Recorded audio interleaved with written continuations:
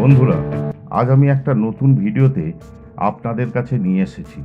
ভিডিওটা দেখুন। আচ্ছা বলুন তো, একটা কটেজ, সময় যেন থমকে গেছে যেখানে, কেমন হবে যদি আপনি এমন এক বাড়ির গেটে দাঁড়িয়ে থাকেন, যেখানে এখনো জঙ্গল থেকে ভেসে আসে শিকারীর নিঃশ্বাস, যেখানে দেওয়ালের ভাঁজে ভাঁজে লুকিয়ে আছে হুমায়ুনের বাঘেদের গল্প, যেখানে আজও বাতাসে ভেসে বেড়ায় এক কিংবদন্তির পদচিহ্ন। বলুন তো তিনি কে? নৈনিতাল শহর থেকে 4 কিলোমিটার দূরে আইভর পাট্টা হিলের কোলে এক টুকরো সময় যেন থেমে আছে শতাব্দীর পর শতাব্দী।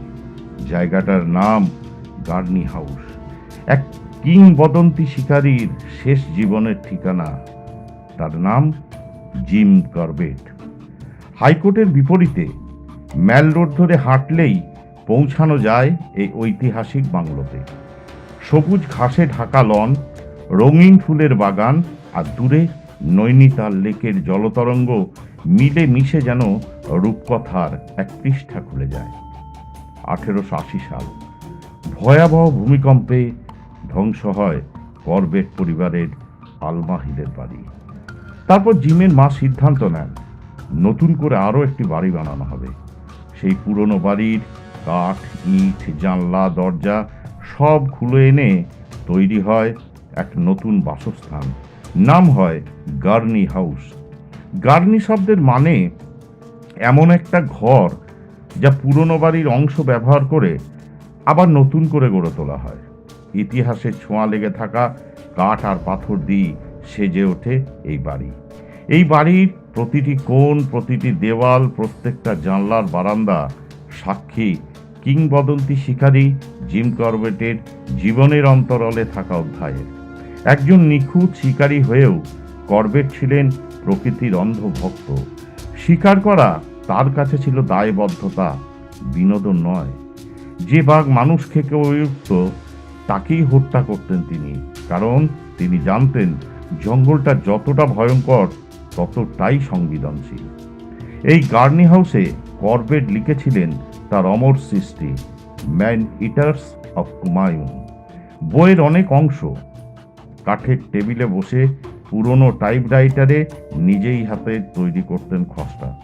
বাড়ির পেছনে পাথরের একটা বেঞ্চ ছিল তার প্রিয় জায়গা। ঘন্টার পর ঘন্টা সেখানে বসে থাকতেন, শুধু পোকামাকড়ের শব্দ শুনে বনে জীবনের ছন্দ ধরার চেষ্টা করতেন।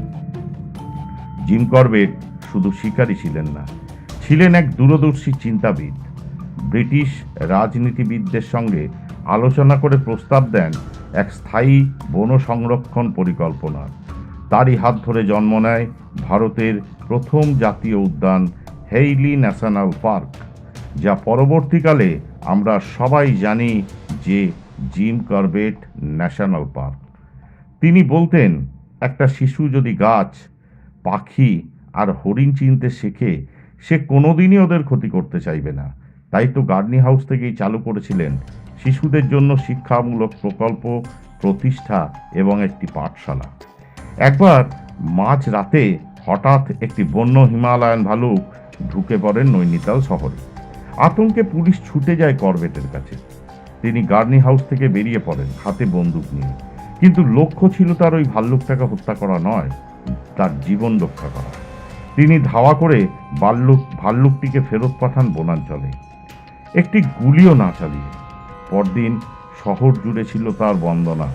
স্থানীয় সংবাদপত্র দ্য লেক ডিস্ট্রিক্ট গেজেটে শিরোনাম হয়েছিল, শহর বাঁচালেন জঙ্গলের বন্ধু।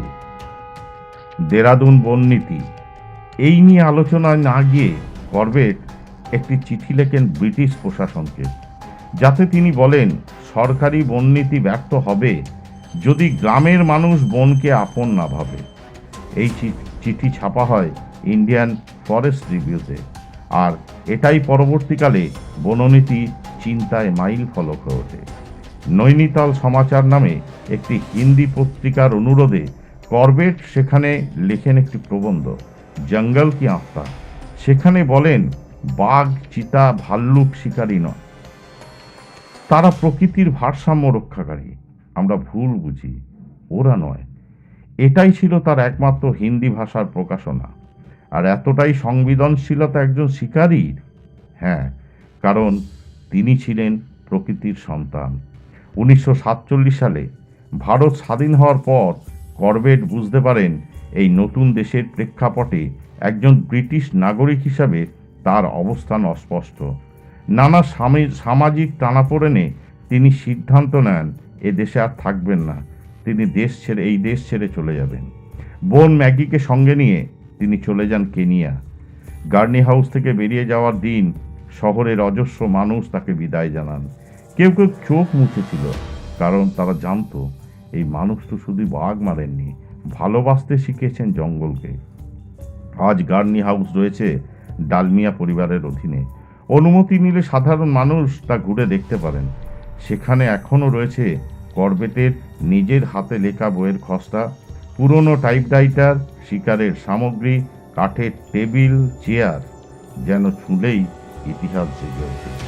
গার্নি হাউস কেবল একটি বাড়ি নয়, এটি একটি জীবন দর্শনের প্রতীক, এক সাহসিকতা, সংবেদনশীলতা আর স্বপ্নের সাক্ষী। করবেট আমাদের শিখিয়ে গেছেন প্রকৃতির সঙ্গে লড়াই না, সহাবস্থানেই শান্তি।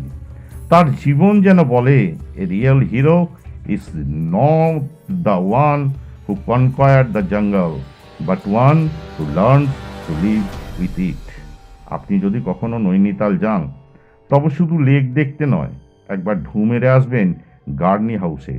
হয়তো কাঠের দরজায় কড়া নাড়লেই বনের গল্প শোনাতে বেরিয়ে আসবেন সেই চিরপরিচিত হ্যাটওয়ালা শিকারী। গল্পটা যদি ভালো লেগে থাকে একটা লাইক দিন, কমেন্টে লিখে জানান আপনার প্রিয় জিম করবেটের কোন গল্পটা। চ্যানেলটা সাবস্ক্রাইব করতে ভুলবেন না, কারণ আমরা এমন হারিয়ে যাওয়ার ইতিহাস খুঁড়ে আনছি প্রতি সপ্তাহে। অজানা কথা, জানার বাইরে জানা। ভালো থাকবেন, সুখে থাকবেন। শুভ রাত্রি।